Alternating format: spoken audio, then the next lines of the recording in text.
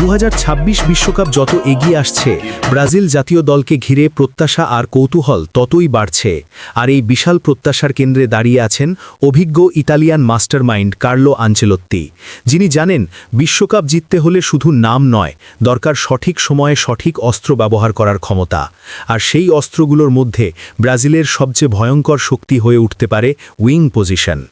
আধুনিক ফুটবলে উইঙ্গাররা আর শুধু লাইনে দাঁড়িয়ে ক্রস দেওয়ার খেলোয়াড় নয়, তারাই ম্যাচের গতি বদলায়, ডিফেন্স ভাঙে, প্রেসিং শুরু করে এবং বড় ম্যাচে মুহূর্তের মধ্যে ফলাফল ঘুরিয়ে দেয়। এই জায়গাতেই ব্রাজিল আজ পৃথিবীর সবচেয়ে সমৃদ্ধ দলগুলোর একটি, কারণ একই পজিশনে তাদের হাতে আছে ভিন্ন ভিন্ন ধাঁচের, ভিন্ন ভিন্ন গুণের এক ঝাঁক উইঙ্গার, যাদের প্রত্যেকেই আলাদা পরিস্থিতিতে ম্যাচ চেঞ্জার হতে পারে। এই প্রজন্মের ব্রাজিল ফুটবলের মুখ নিঃসন্দেহে ভিনিসিয়াস জুনিয়র, গতি, ড্রিবল আর আত্মবিশ্বাসের এক বিস্ফোরক প্যাকেজ। 1 ভার্সেস 1 পরিস্থিতিতে সে শুধু ডিফেন্ডারকে হারায় না, পুরো ডিফেন্স লাইনকে পেছনে ঠেলে দেয় এবং প্রতিপক্ষকে মানসিকভাবে চাপে ফেলে।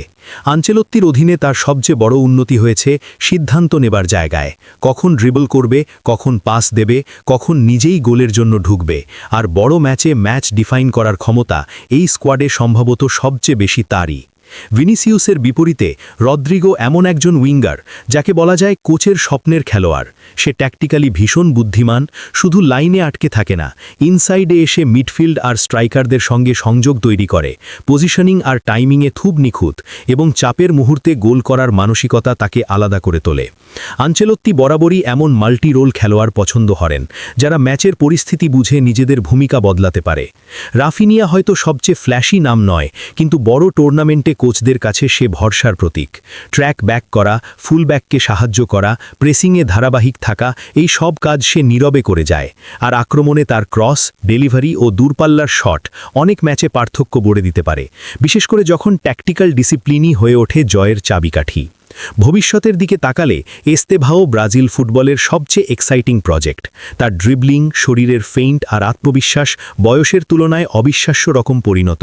সে সরাসরি ডিফেন্সে আঘাত হানে এবং মাঠে নামলেই ম্যাচের গতি বদলে দিতে পারে। তবে বিশ্বকাপের মতো চাপের টুর্নামেন্টে অভিজ্ঞতার অভাব আর সিদ্ধান্ত নেবার চাপ আনচেলোত্তি নিশ্চয়ই হিসাবের মধ্যে রাখবেন। গ্যাব্রিয়েল মার্টিনেল্লি আবার একেবারে ভিন্ন প্রোফাইল, ডাইরেক্ট, গোলমুখী এবং প্রচণ্ড গতিসম্পন্ন। Of the ball run, space attack করার ক্ষমতা আর প্রেসিং তাকে ভীষণ কার্যকর করে তোলে। সে শুধু উইংয়ে আটকে থাকে না, বরং সেন্টার ফরওয়ার্ডের মতো বক্সে ঢুকে পড়ে। যদিও ইনজুরি ইতিহাস আর ধারাবাহিকতা তার বড় প্রশ্নচিহ্ন, তবুও ফিট থাকলে সে যে কোনো ডিফেন্সের জন্য দুঃস্বপ্ন। সাভিনিও আধুনিক উইঙ্গারের একদম আদর্শ উদাহরণ। ড্রিবলিংয়ের সঙ্গে আছে ম্যাচ ইন্টেলিজেন্স।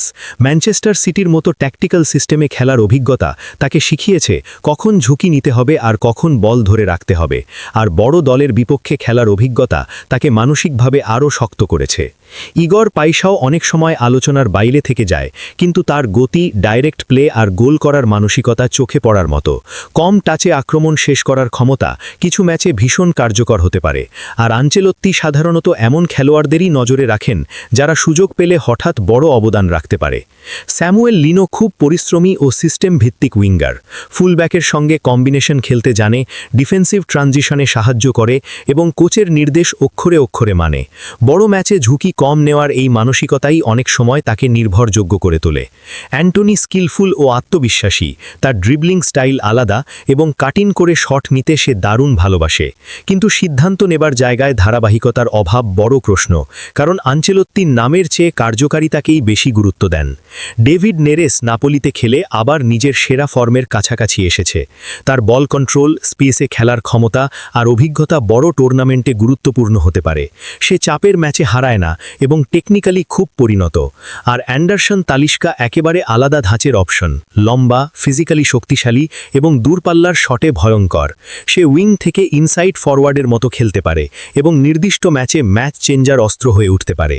সবকিছু মিলিয়ে স্পষ্ট যে কার্লো আনচেলোত্তির সামনে উইং পজিশনে রয়েছে গতি, ড্রিবল, ট্যাকটিক্স, অভিজ্ঞতা আর ফিজিক্যালিটির এক দুর্দান্ত সংগ্রহ।